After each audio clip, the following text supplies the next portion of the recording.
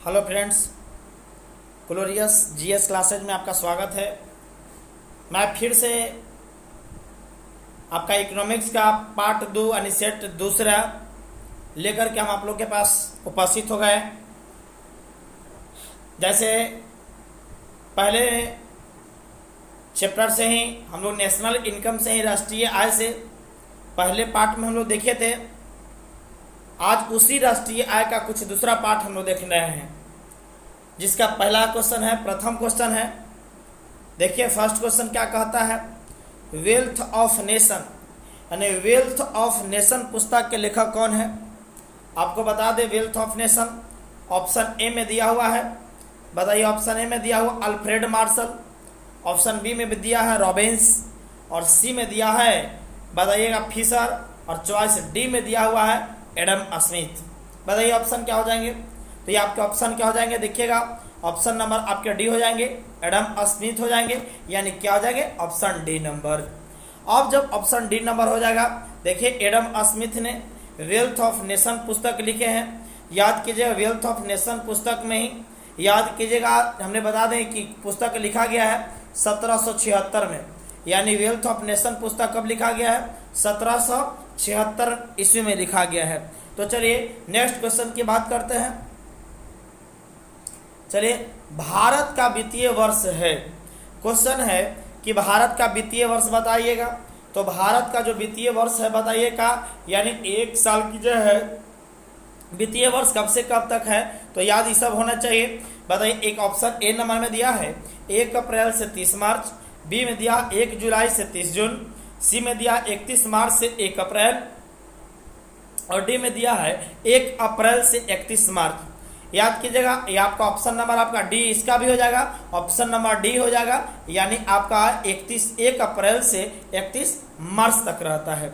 चलिए next question है, जिस वस्तु से और वस्तु नहीं बनाई जा सकती है उसे क्या कहते हैं, यानी कौन सी वस्तु कहिएगा।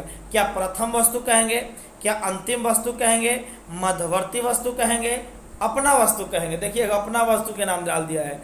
अब याद कीजिएगा, तो अब हमने कंडीशन है कि पहला वस्तु अंतिम वस्तु। अब बताइएगा, हम धागा लेते हैं, यदि धागा लेते हैं तो उससे हम लोग शर्ट बना सकते हैं, लेकिन शर्ट के बाद यदि कोई और भी वस्तु तो नहीं बनाई जा सकती है। इसके मतलब है कि लास्ट यानी यदि कोई वस्तु नहीं बनाई जाएगी तो उसको हम लोग क्या कहेंगे, अंतिम वस्तु के नाम से जानते हैं, यानी ऑप्शन नंबर बी हो जाएंगे। चलिए नेक्स्ट क्वेश्चन की बात करते हैं। चलिए आइए आगे की ओर बढ़ते हैं। आगे की ओर जब चलते हैं तब ध्यान दीजिएगा,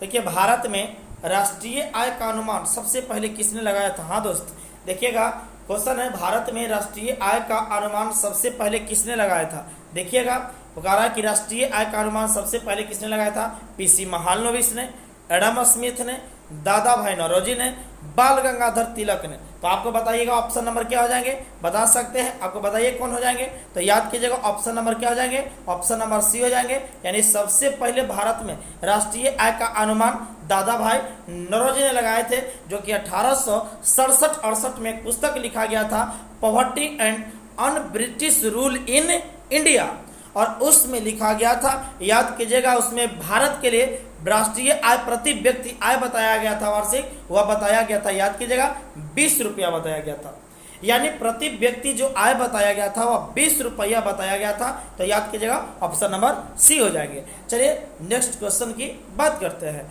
अब आइए नेक्स्ट क्वेश्चन 5 नंबर में। चलिए दोस्तों, अपने दोस्तों के पास शेयर कीजिए, और शेयर करने के बाद अपने लाइक और सब्सक्राइब जरूर करवाएं, ताकि हमें तुरंत आप लोग के पास लाइव लेकर के आ पाए। चलिए हम लोग नेक्स्ट क्वेश्चन की बात करते हैं 5 नंबर। जीएनपी में से मतलब कि ग्रॉस नेशनल प्रोडक्ट, यानी ग्रॉस नेशनल प्रोडक्ट है सकल राष्ट्रीय उत्पाद में से मूल्यह्रास को घटाने के बाद जो शेष बचता है उसे क्या कहेंगे। देखिएगा हम बता देना चाहते हैं कि जो आपका याद कीजिएगा जीएनपी, एक होता है नेट एनएनपी, एक होता है एनएनपी इज इक्वल टू, आपको बता दे कि जीएनपी माइनस ह्रास होता है। क्या होता है, ह्रास होता है। तो अब कंडीशन आता है, जब ई कंडीशन आएगा तो आपको बता देगा, इसे नेट नेशनल प्रोडक्ट कहते हैं, यानी शुद्ध यानी शुद्ध राष्ट्रीय उत्पाद के नाम से जानते हैं इसको। तो शुद्ध राष्ट्रीय उत्पाद बराबर यानी जीएनपी माइनस ह्रास, जीएनपी यानी जीएनपी में से मूल ह्रास को घटाना है, तो वही जीएनपी में से हटा ह्रास को घटाया हुआ है, तो नेट नेशनल प्रोडक्ट मिलेगा, अर्थात शुद्ध राष्ट्रीय उत्पाद के नाम से जानते हैं। ऑप्शन नंबर क्या हो जाएंगे? बी नंबर हो जाएंगे। तो चलिए नेक्स्ट क्वेश्चन की बात करते हैं। चलिए 6 नंबर आइएगा। राष्ट्रीय आय समिति की स्थापना किसकी अध्यक्षता में किया गया था? देख लीजिएगा, बोल रहा है राष्ट्रीय आय समिति की स्थापना किसकी अध्यक्षता में किया गया था? तो आपने देखिएगा, क्या पीसी महालनोबिस की अध्यक्षता में, क्या दादा भाई नौरोजी की अध्यक्षता में, क्या पीगू की अध्यक्षता में, या राजकृष्ण की अध्यक्षता में?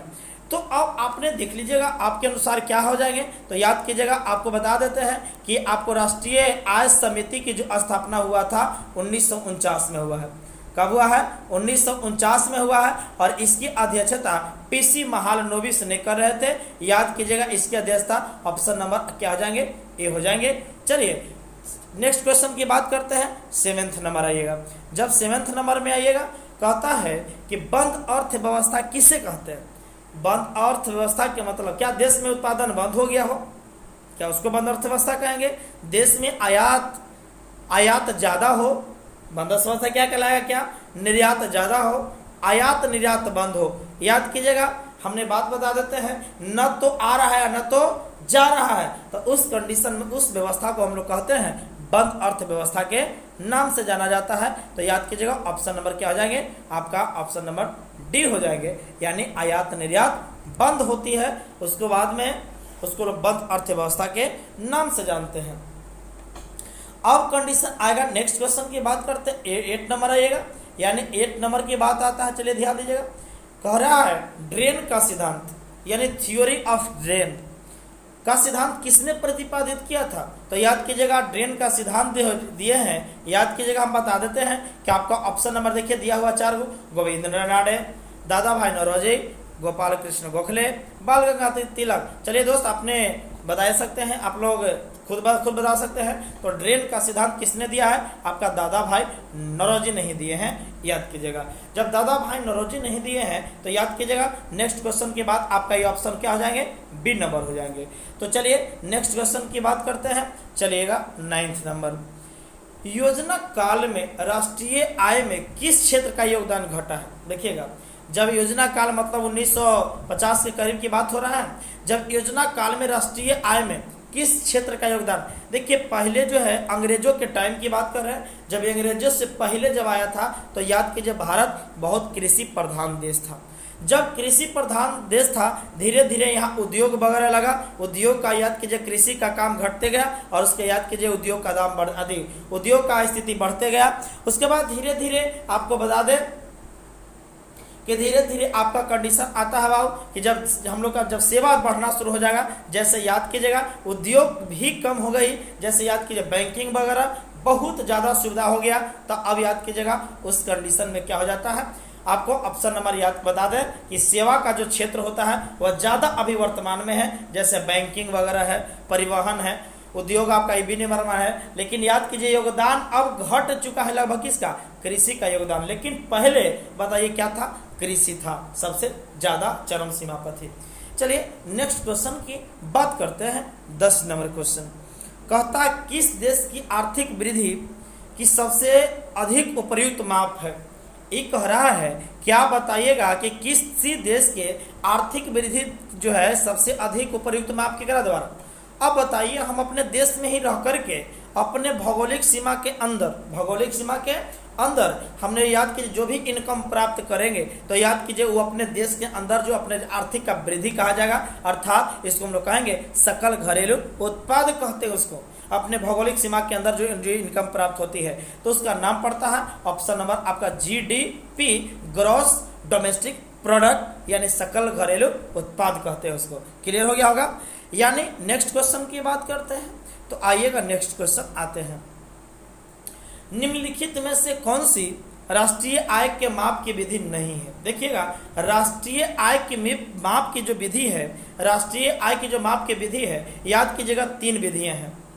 यानी आप बता दें, एक उत्पादन विधि होगा, एगो आय विधि होगा और एगो व्यय विधि हो गया। ये 3 विधि है। याद कीजिएगा, उत्पादन विधि में ही आपको बता देते हैं कि उत्पादन विधि में ही आपको मूल्यवर्धित विधि आती है, अर्थात यानी उत्पादन विधि आइएगा, इसी को हम लोग उत्पादन विधि हम लोग इसी का नाम कहेंगे। तो एक उत्पादन विधि हो गया, उसके बाद आय विधि हो गया, और एक व्यय मतलब खर्च विधि के द्वारा हम लोग देश का यानी राष्ट्र का आय हम लोग पता कर सकते हैं। आपको कह रहा है कि इसमें से कौन नहीं है, तो ऑप्शन नंबर क्या हो जाएंगे? सी हो जाएंगे। ऑप्शन नंबर सी हो जाएंगे, जो आपको राष्ट्रीय आय माप करने का विधि नहीं है। चलिए नेक्स्ट क्वेश्चन की बात करते हैं। अब कह रहा है कि लीजिए आ गया वही बात, जीएनपी में से एनएनपी निकालना है। आपको बताया, फॉर्मूला बता चुके थे। आपका फॉर्मूला क्या बताया आप लोग भी देख सकते हैं।